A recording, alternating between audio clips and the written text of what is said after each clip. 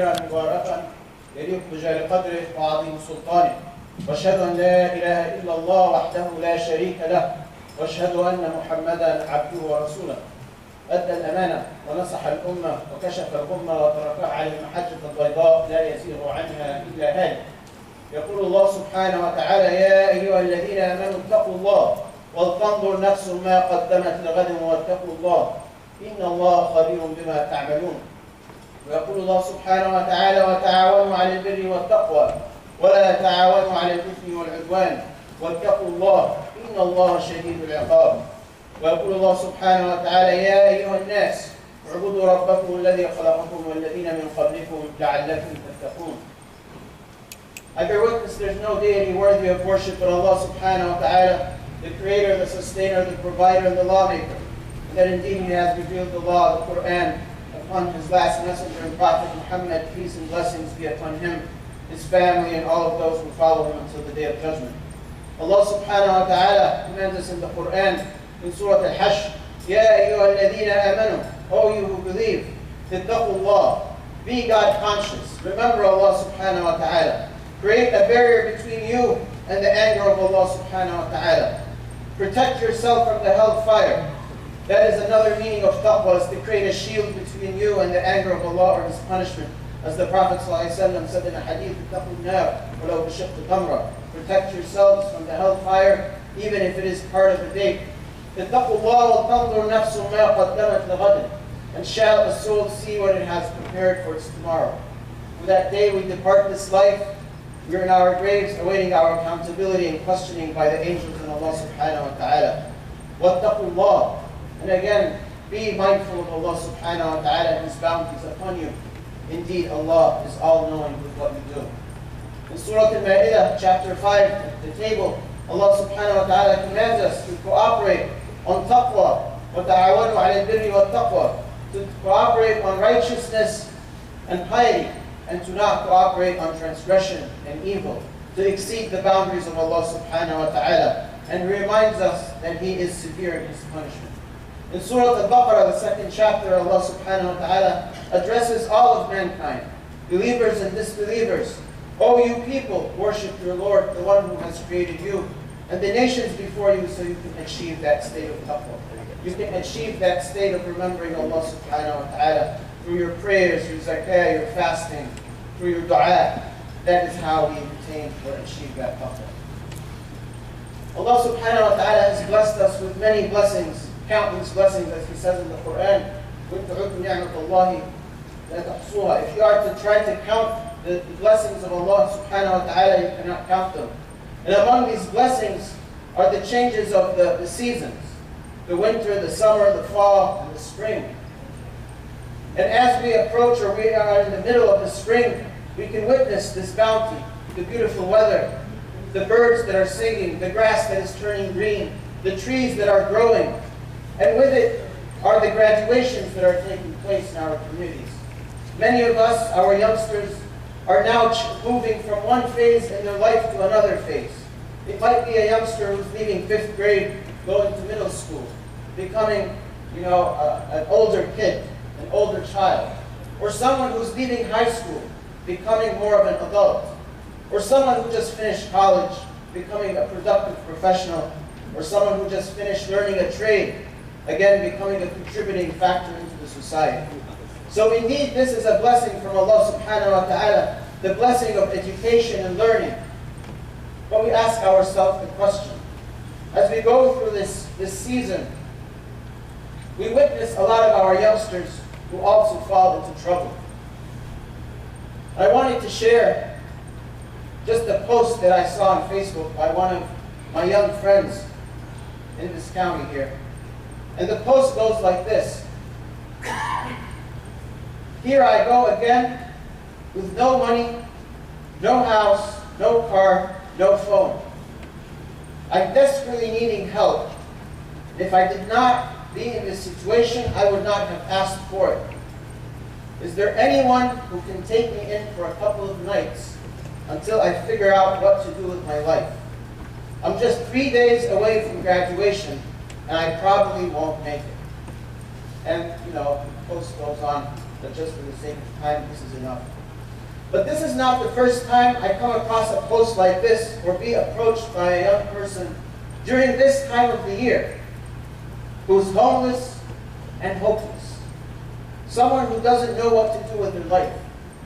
And the rest of the post went on where this person said, I would do anything for anyone just to help me out. I'm sitting here in my math class about to cry or break down. These are real examples in our own local community. And this person is a friend of many young Muslim brothers. And a lot of them know him and they go to the same school. But that post poses a number of questions for us. What brought us down to that point? Every year, around this time frame, March to June, we get a number of requests from 16 to 20-year-olds who don't have a place to stay. Either they left their homes on their own, or their families told them to leave. And it's not that their families don't love them, or don't want them, but it's that life has become impossible. The brother cannot handle his son anymore. Or the mother cannot just sleep at night anymore. And it starts years and years earlier. It starts in 4th grade, and 5th grade, and 7th grade. When that young brother rebelled for one reason or another, and the supporting infrastructure did not know how to deal with it. So they might have labeled him as a rebellious kid, or someone who's difficult, not trying to understand what really is going under the water. Or it could have been some problem in the family, or some support that's lacking in the community. But that's not the topic for today's khutbah. Today's khutbah is really addressed to the youth, the young people who are about to graduate or to finish their school year. And the question, or the reminder we want to leave with them, and inshallah this is beneficial for everyone as well, is there's nothing wrong to celebrate your achievement as long as this celebration pleases Allah subhanahu wa ta'ala and His Messenger. So ask yourself the question. And the Prophet ﷺ does not need to go to a school or get a degree because he has been taught by the all-knowledgeable, the all-knowing Allah subhanahu wa ta'ala through inspiration. So he does not need to get degrees like us. But if he were to go to a school and finish the Quran or finish algebra or finish English or whatever it is, how would he celebrate? How did the Prophet ﷺ celebrate the accomplishments of the companions, especially the young ones? Mus'ab ibn Umayr, Mu'adh ibn Jabal, Ali radiallahu anhu, and so on and so forth. All these other great leaders and legacies. How did they celebrate? What did they do Friday after Jummah? Did they just go hang out and then after that do haram things like smoking or hanging out with the opposite gender in their village center? Because this is what a lot of our youth do. And I hope our youth do not get offended. And many of you know me and we go out together a lot. But today we need to have a reality check. Many of us come to the Jummah and we pray, but we're anxiously waiting for the prayer to end so that we can run and go play a couple of rounds of basketball and then hang out and smoke a little bit in the woods. This is what happens. Many of us come up with excuses and lies to our parents that I'm going to someone's house and we end up going somewhere else. Many of us just get so involved in the social fabric of this society that we can no longer differentiate how to deal with opposite gender, what is appropriate, what is not. And we do understand as adults the temptations and the desires and the pressures on everyone, not just the young people. But it's more manifested with the young people, especially at the high school age, because of the culture of the society. But that does not give us an excuse to enjoy ourselves and to celebrate in a way that does not befit a believer, or a way that makes us sorry for the rest of our life. Because some mistakes are irreversible. When you put a tattoo on your body, you cannot remove that. That is a sign until the day you're buried that it's there. You will always remember it, no matter how young or old you are. Whether you're 30, 50, 60, or 80, every time you look at your arm, You're going to remember this. You're going to remember that when I was 15, I was foolish. I went to copy these other people thinking it's cool. But it's going to be too late. When you have that unlawful relationship with the opposite gender, that is it.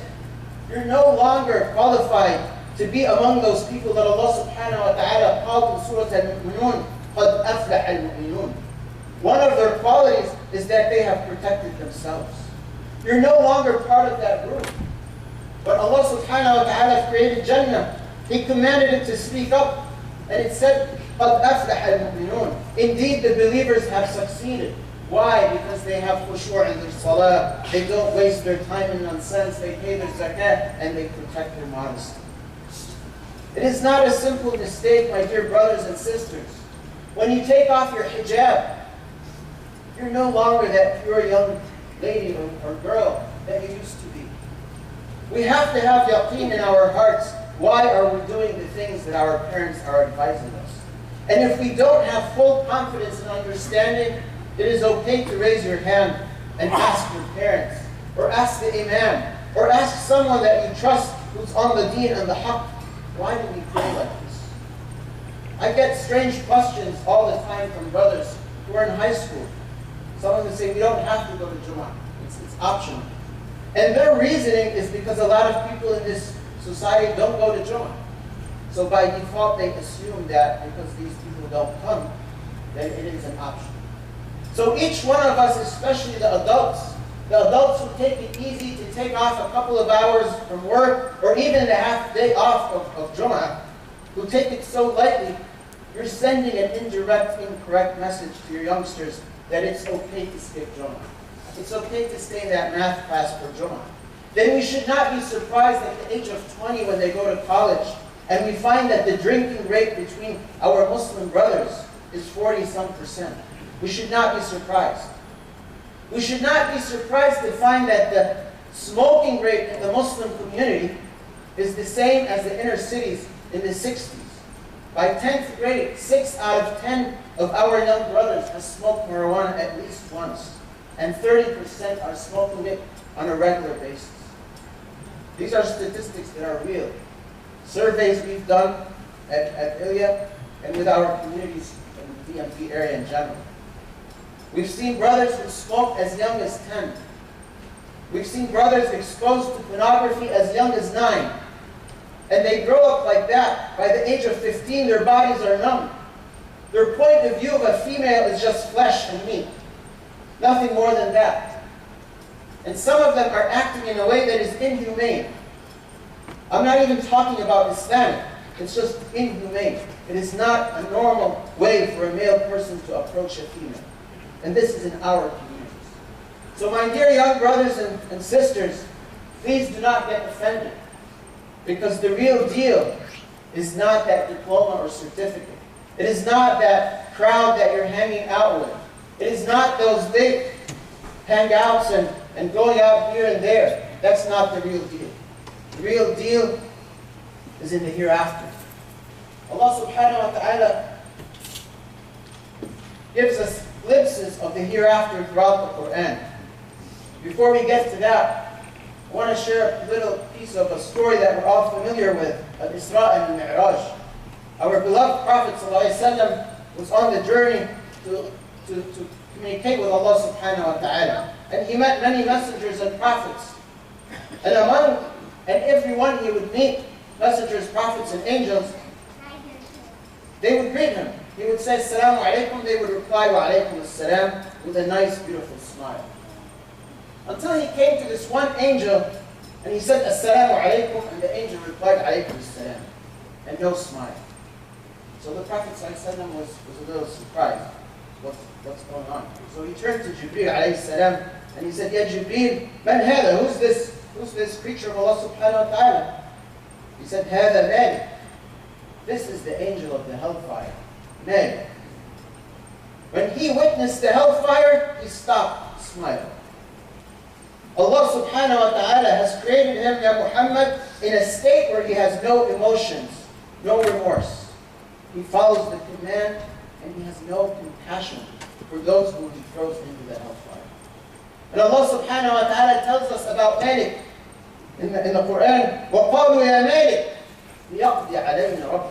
Oh Malik, tell your Lord just to destroy us, to perish us. We have no ability to withstand this torture anymore.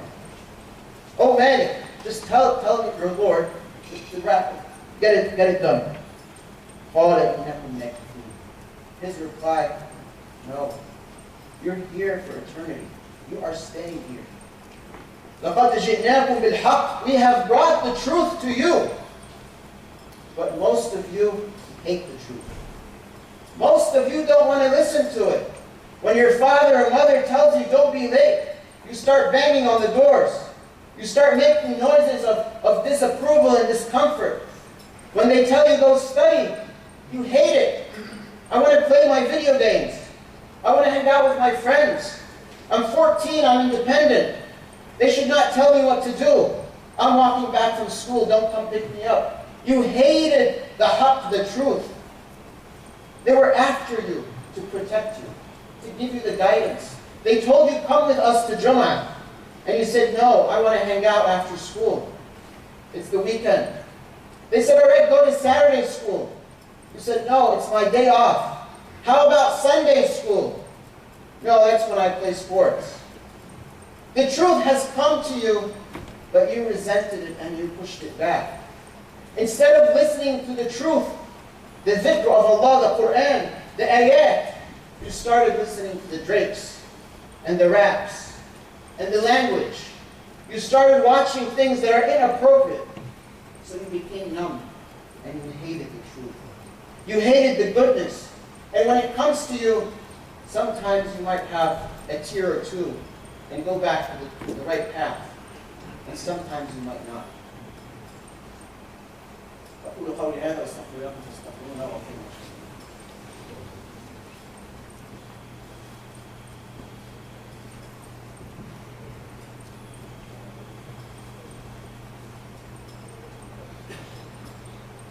الحمد لله رب العالمين والصلاة والسلام على سيدنا محمد خاتم الرسل النبيين ومن اتبعه بإحسان يوم الدين. Our state just declared a state of emergency in Baltimore City, Anne Arundel, and the surrounding areas for addiction of heroin. But in Howard County, we have a problem with cocaine.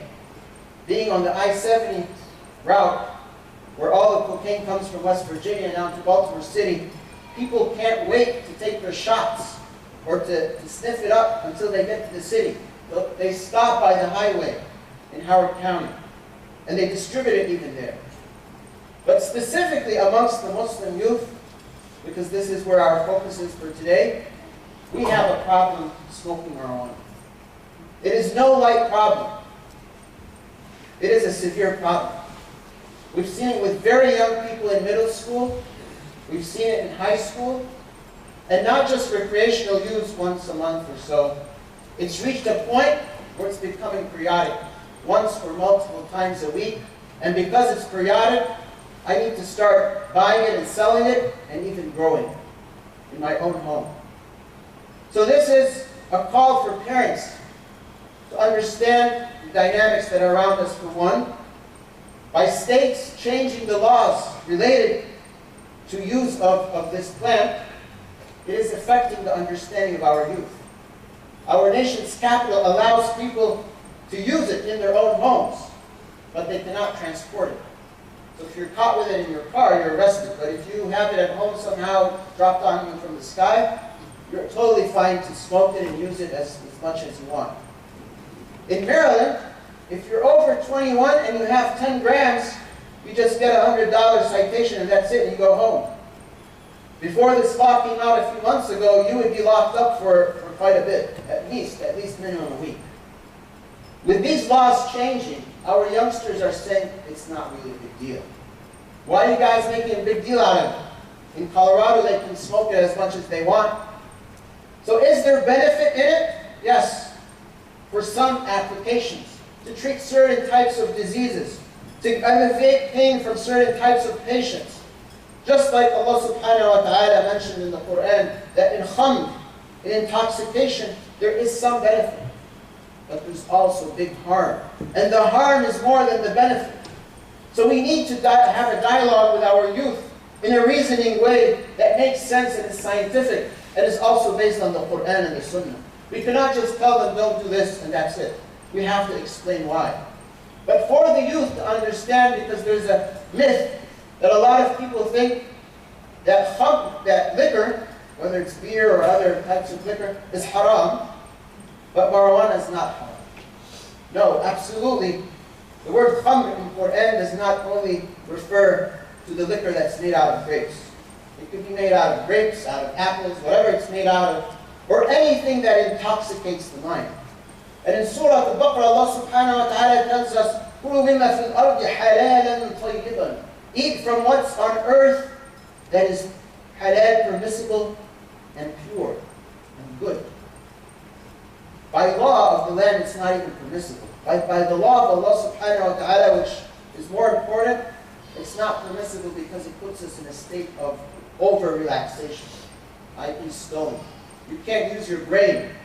You cannot remember Allah subhanahu wa ta'ala, the few words we started this khutbah, which is ittaqullah, remember Allah, to remember Him. That is our main objective. If we take something to remove the pressures of this life from us, so we be in a different state of happiness, that is escaping the reason we've been put on this planet. Because we've been put on this planet to go through these struggles and trials and problems that you are escaping from. You're not supposed to escape from them. You're supposed to address them. You're supposed to embrace them as a challenge and try to change it to an opportunity. So how do I deal with high school with all these temptations? I do outreach. I do education. I build self-confidence rather than take something that drops my self-esteem. Allah subhanahu wa ta'ala in Surah Qaf tells us, وَلَقَدْ خَلَقْنَا الْإِنسَانَ وَنَعْلَمُ مَا تُوَسْوِسُ بِهِ نَفْسُهُ وَنَحْنُ أَقْرَبُ إِلَيْهِ مِنْ حَبْلِ الْوَرِيدِ. We have created mankind and we know what's going on in his mind. We are closer to him than this vein in our neck. The vein that connects the brain, the center of intellect and thinking, with the heart, the center of life and comfort. This is where the iman sits, as the Prophet ﷺ said. And subhanAllah, some of the scientists say that the cells of the heart are different than the other muscle cells in the body. It has an ability similar to the brain cells to retain information. And subhanAllah, when we say that iman sits in the heart, literally it sits in the heart. It's not just, a word that is being said. But the cells of the heart, and Allah subhanahu wa ta'ala in the Quran, He refers to the heart, the qalb, as an organ that thinks. Don't they have hearts that comprehend? Don't they have hearts that can ponder? Don't they have hearts that can think? So it is not just a muscle that's pumping. It is a muscle that has also some of the intellect of the brain when it comes to the spiritual aspect of the human being. But Allah subhanahu wa ta'ala knows everything. He's so close to us even than our own selves. So if we think we're fooling our spouses or our parents, it doesn't matter. If your parents give you that phone and you think you're so smart to use it in a way that they won't discover you're misusing it, it doesn't matter. Because Allah subhanahu wa ta'ala knows. The two angels are recording what you're doing with your phone anyway. So it does not matter. There's a recording device 24/7 recording the good and the bad. إِذْ يَتَلَقَّى الْمُتَلَقِّيَانِ عَنِ الْيَمِينِ وَعَنِ الشِّمَالِ قَعِيدٌ. The two angels are يَتَلَقُّوا. They're receiving these deeds. They're not just writing as scribes, but they're receiving the deed. It's just like you're playing ball with your friends and you catch the ball. This is what the word يَتَلَقَّى means, is to catch that. He's catching that deed, that angel, and recording it before it passes up to Allah subhanahu wa ta'ala. مَا يَلْفَظُ مِنْ قَوْلٍ إِلَّا لَدَيْهِ رَقِيبٌ عَتِيدٌ. There is nothing that is uttered except there's some angel supervising it who's present. Atid, he's sitting there, he's present. He's not hearing it as an afterthought or from someone else. وَجَاءَتْ سَكْرَةُ الْمَوْتِ بِالْحَقِّ. Now is the real test. It's not that 5th grade test or the 9th grade test or the 12th or college or the master's or the PhD that we're celebrating about.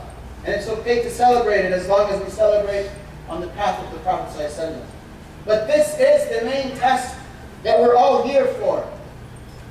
This is the test that we should be preparing for. The test of death.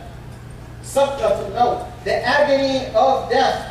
The Prophet ﷺ, the best man who ever walked this planet, when he was passing away, he would make dua, Allahumma inni ala sakaratul maut. Oh Allah, help me on the agony and the pain and the difficulty of death.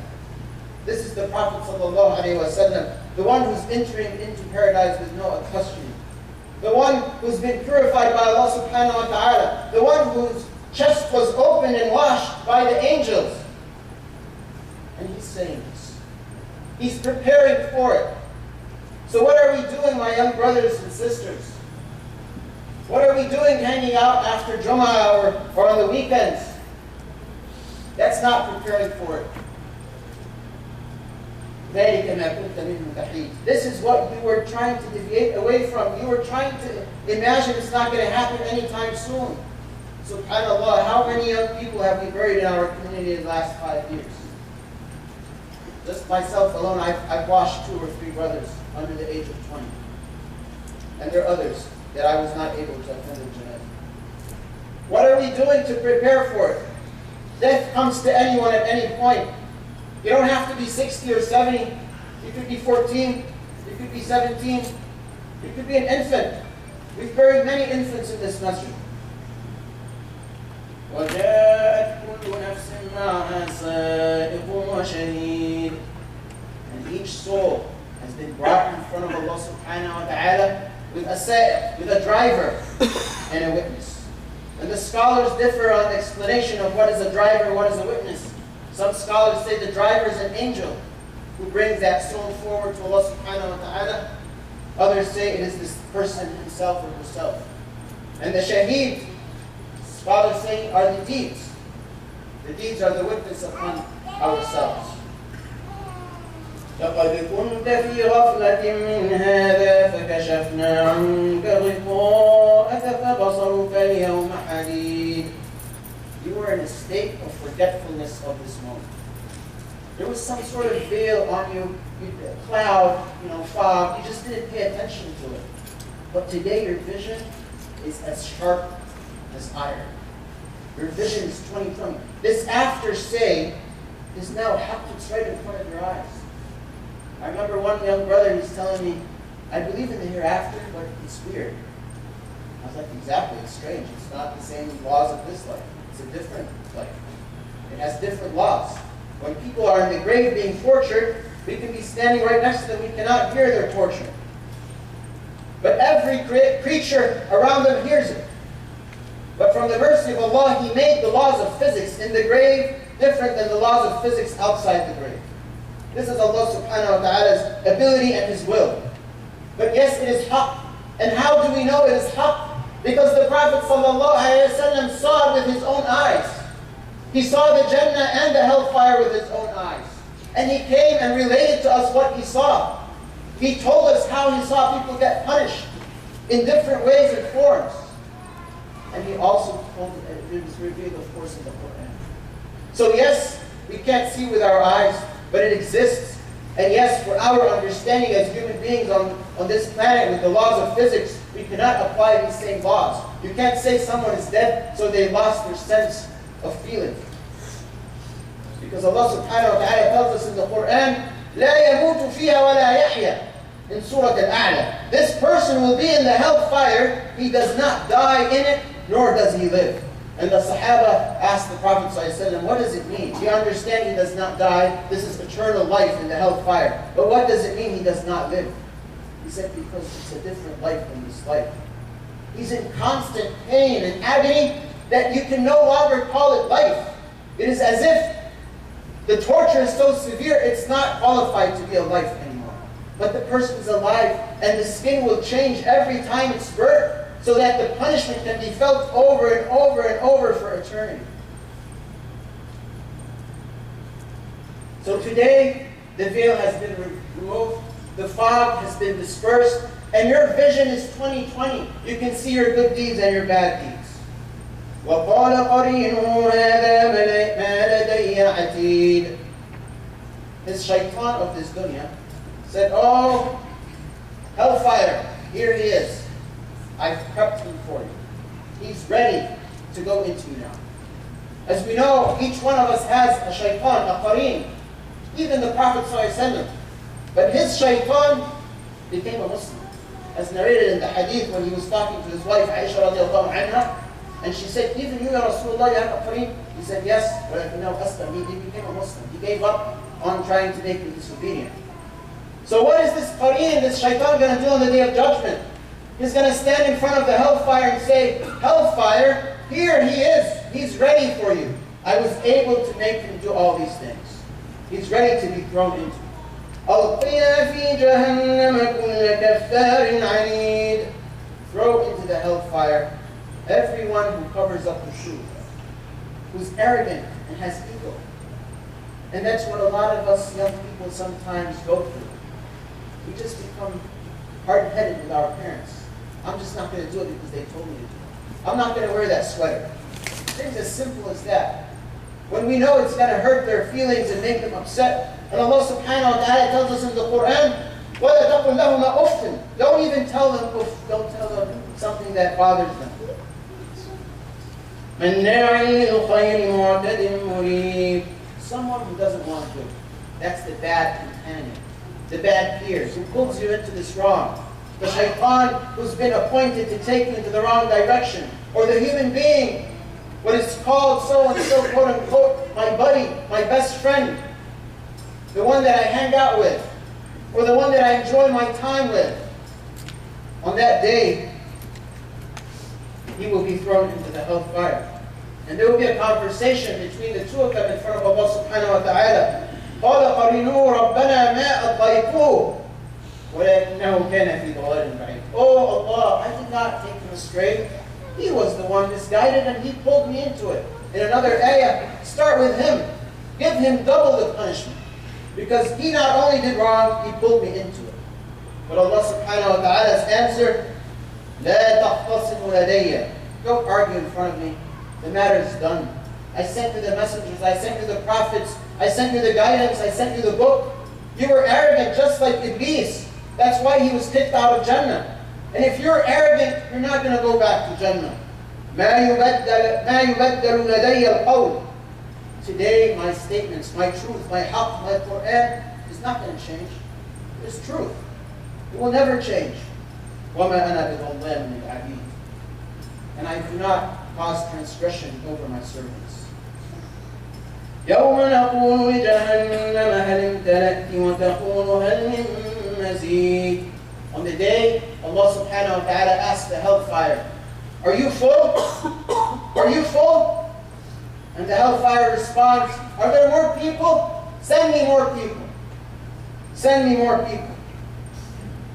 وَأُزْلِفَتِ الْجَنَّةُ لِلْمُتَّقِينَ غَيْرَ بَعِيدٍ. And the doors of Jannah are not too far away. As a matter of fact, in another part of the Quran, Allah subhanahu wa ta'ala gives us a picture of the people in the hellfire. There's so much in torture and heat and agony and pain and thirst that they look out of the window and they see their friends from this life in the Jannah. So they tell them, can you throw a bucket of water on us? Just one bucket of water. And their friends who are on the right path in this life, they say, we can't. It's haram for us to do that. We cannot do that. So it appears to us that these people can see each other, maybe even communicate with each other. But for who is this Jannah? It is for the one who repents to Allah subhanahu wa ta'ala. Because Allah's mercy and compassion encompasses and is more bigger than his torture and punishment. Ar-Rahman, allama al-Quran. The compassionate, and why is he compassionate? Because he gave us the guidance. He taught it to us. He did not create us and just leave us like that. He's the most merciful because he guided us so we can go back to where we should be.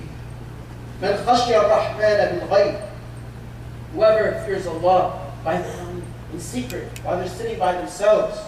وَجَاءَ بِقَلْبٍ مُنِيبٍ. And he came back to Allah with a heart. Here's a qalb. A heart that turns around, that goes back. So the heart has the ability to think and go back. To go back on the iman. This is the ultimate goal. My dear brothers and sisters, this is the goal for each one of us, is to enter paradise, Jannah, in a peaceful state. The house of peace, and to enter it in the most peaceful way we can.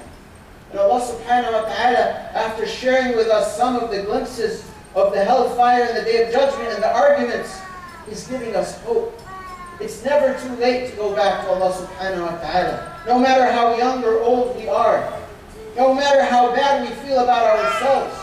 Many of our youth feel that they don't deserve Islam. They don't deserve to come to the masjid. They don't deserve to be good. I remember a year ago, about 3 16-year-olds one day told me, brother, just forget about us. We're done. Go look for some 12-year-olds and teach them stuff, because there's no hope in us. We did everything that's wrong. No, never. By saying such a thing, we're questioning Allah subhanahu wa ta'ala's ability to forgive us. And that in itself is a question about aqidah.